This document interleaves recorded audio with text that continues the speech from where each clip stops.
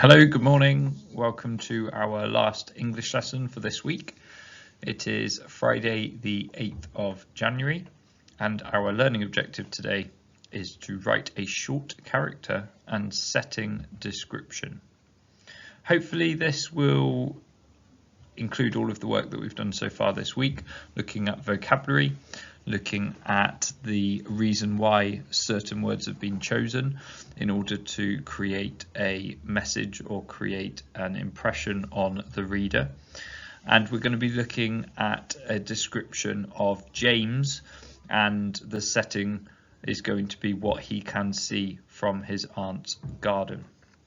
Before we get into the details of some suggestions of how you could set out your character and setting description, we're going to watch a short video clip which features the setting that you can see and also the character of James.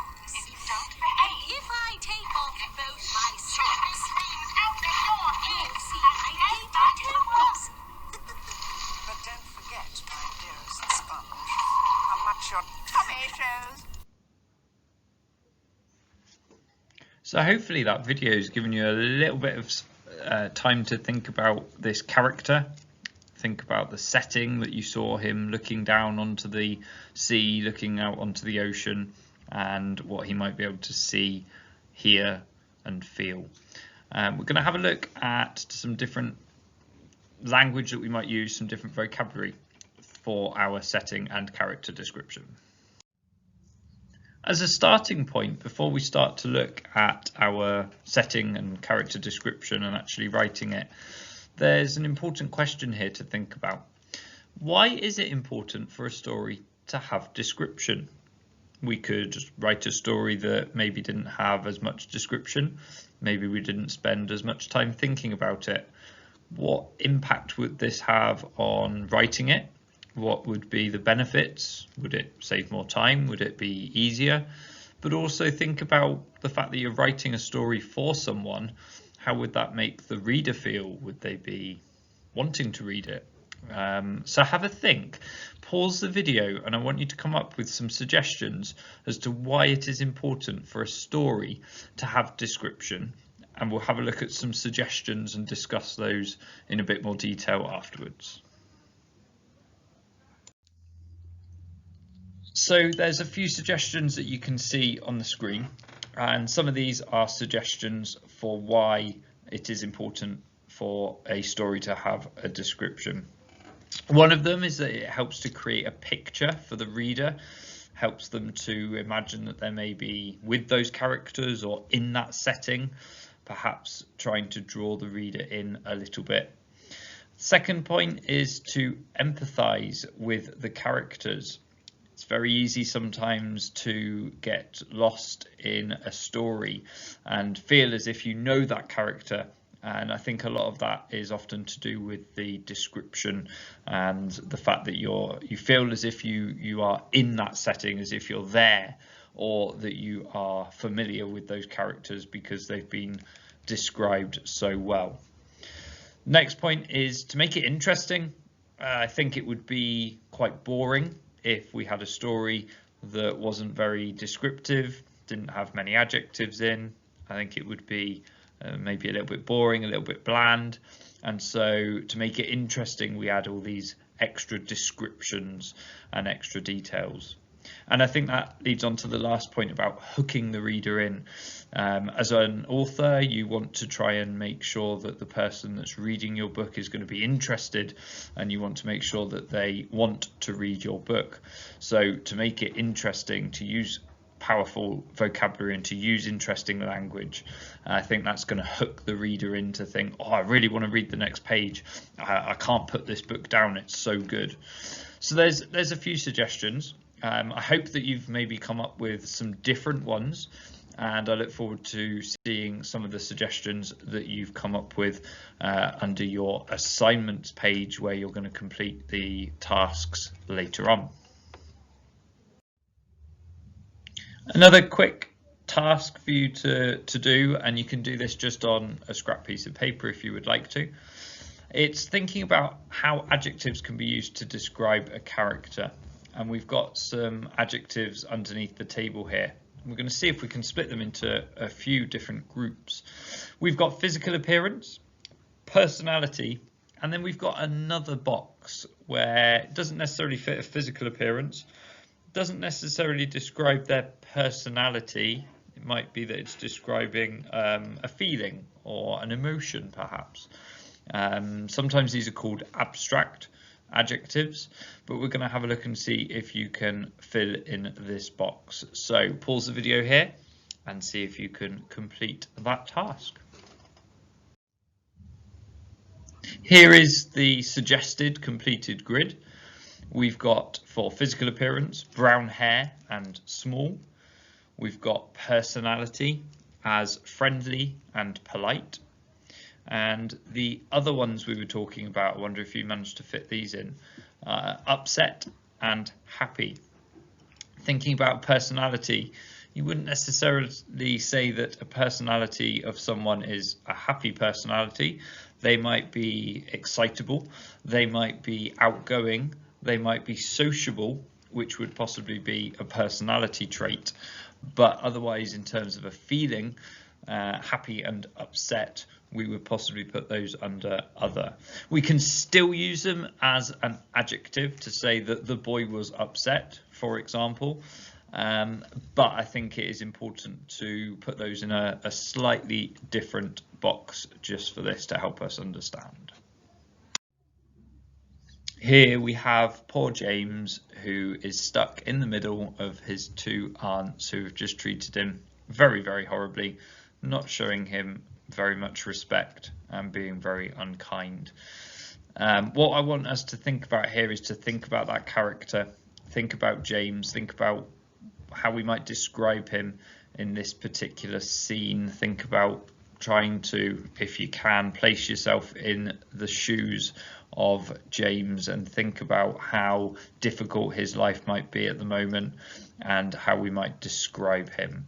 On the next slide, you're going to see a few different examples of some sentence starters that you might decide to use in your character description. These are definitely not compulsory, you don't have to do these. These are just some suggestions to get you going.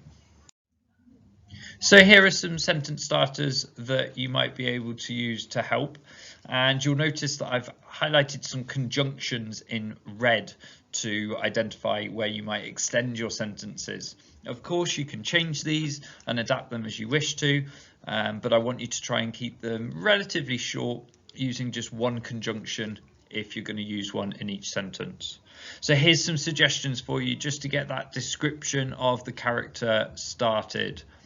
James looked scared because, and you're going to finish that sentence for me, he was wearing something, although, and then you're going to finish that sentence. And lastly, he knew he had to, so, and again you're going to fill in those gaps. So here's another opportunity for you to press pause on the video, have a think about writing these down, just again on a scrap piece of paper. When you come to doing your actual character and setting description, there is a link on Teams, or the file will be uploaded to the website as well. And we're going to see if we can write this description. So have a think, pause the video, and I've got a couple of suggestions for these sentences afterwards. Here we go. The completed sentences are in blue. So we're going to read this and see if they make sense. James looked scared because his aunt was cross. So what I've tried to do with this is identify the reason why James looks so scared and looks so worried. I've already identified the fact that he's looking scared. I might change that word to nervous or frightened if I wanted to maybe improve that vocabulary. And I've also included the fact that his aunt was cross. Again, I might decide that when I've reread this, actually I might have used the word furious instead of cross, because I think furious highlights how angry and frustrated she might have been. So already, just by doing this draft, by doing this first practice, I'm looking at my work and thinking that actually maybe there's another word that I could use that would be a little bit better, and there's absolutely no harm in doing that for you as well. The next sentence is, he was wearing an old shirt, although he looked quite smart. Because actually I think he does look quite smart. He's obviously not wearing that many layers of clothing. We don't know if it's quite cold perhaps, but he does look sort of smart in what he's doing. So I wanted to use the although conjunction to show that positive and then negative as well. So the negative is the fact that it's an old shirt. Again, maybe I could have used a different word. I could have used faded, or a short shirt. It looks quite short on his arms, leaving his arms bare and exposed in the cold possibly. So again, I could have improved on that perhaps. Although he looked quite smart. I think again, if I was going to change that, I could perhaps improve on that as well.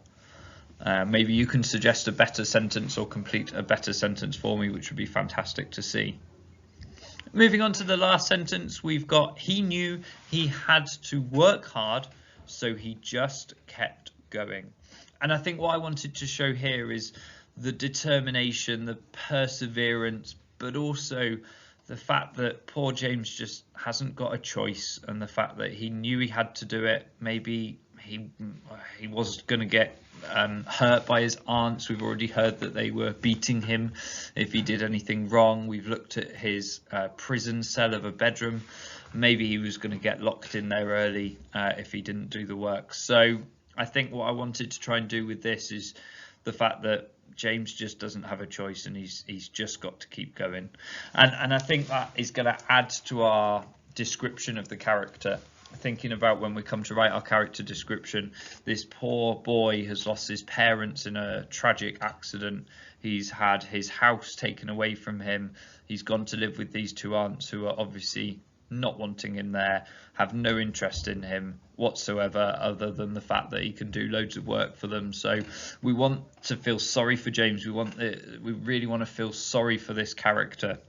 And the language that's been used and the vocabulary that's been selected has resulted in this feeling of sorriness and sympathy for James. So what we're going to look at now that we've had a look at the character description is we're going to move on and have a look at the setting description.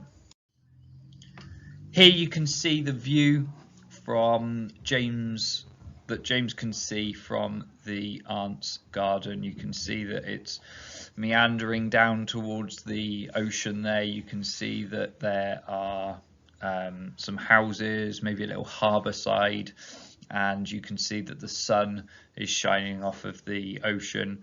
You could hear on the video some birds in the distance.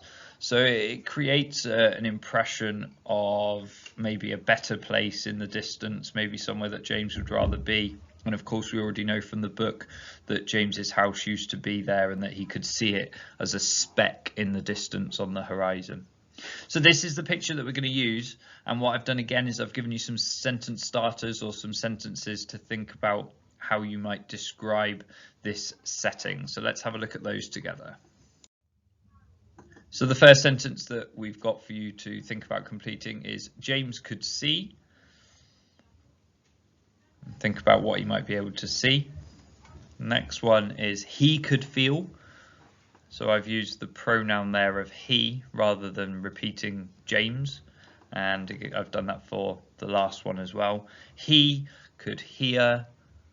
Think about what he could hear. So we've got three different senses there. We've got see, feel, and hear. And I want you to think very carefully about those different senses and think about what you can see in the image. Imagine that you're there stood on top of this hill looking down. What might you be able to feel? And then listening carefully, maybe rewatching the video if you can, to listen to what you could hear in the background. So again, this is an opportunity for you to just draft some ideas down, pause the video and see what suggestions you can come up with. Here are my suggestions, although I'm sure that you've possibly got some more and maybe some better ones, which I would love to see and can't wait to read them. James could see the ocean shimmering in the distance. Oh, I've missed a word out there, haven't I? So already just by rereading my work out loud, I've identified that I've missed a word there because it doesn't make sense. James could see oceans shimmering in the distance. So that's a really important point to do as well. The next sentence, he could feel the cold wind on his bare cheeks. So what we've got here is we've got this image of him being stood on top of this hill looking down, the fact that the cold wind maybe from the ocean is whisking up the hill and making him feel cold at the top. And the last one, he could hear the faint sound of seabirds chatting. And I think this is a good sentence because the idea of it being a faint sound, it's not clear. You can hear it, maybe the wind is helping that noise travel a little bit from all the way down at the ocean. So this setting description for me, I'm reasonably happy with it, although obviously I've already made one slight mistake by missing a word out. But I think I could have improved this a little bit more, and I'm hoping that you might be able to make some suggestions of how I could improve this as well, or just by showing me how much better you are than me and writing your own even better versions. So on the next slide, what we're going to do is go through what your task is and have a look at how you're going to do that. So this is your task for today. What you're going to do is you're going to use what we have discussed to write a short character and setting description to describe James and what he can see from his aunt's house. You can use the video clip to help you as well, and you should try, if you can, to complete this as the assignment that has been allocated to you on Teams.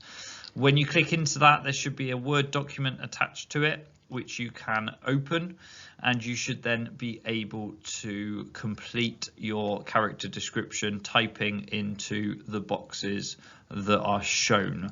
Those boxes are next to the pictures. One picture is of the character James, so you write your character description in the box next to him, and then the picture underneath of him is the setting, and you should have another box where you can write your setting description next to that. Once you've done that, if you upload it again or if you save your file, I should then be able to have a look at your fantastic descriptions that you've come up with. If this works, then the idea is that moving on from next week, you will have more assignment-based tasks. We hope that that will make life a little bit easier for you to find your work and for you to complete it. It will also mean that we get to see your lovely work that you've been doing and give you some feedback and give some more team points and Head Teachers Awards for the work that's been completed. Thank you very much for all of your hard work this week. I really appreciate it, and I look forward to recording some more lessons for you next week. Have a lovely weekend.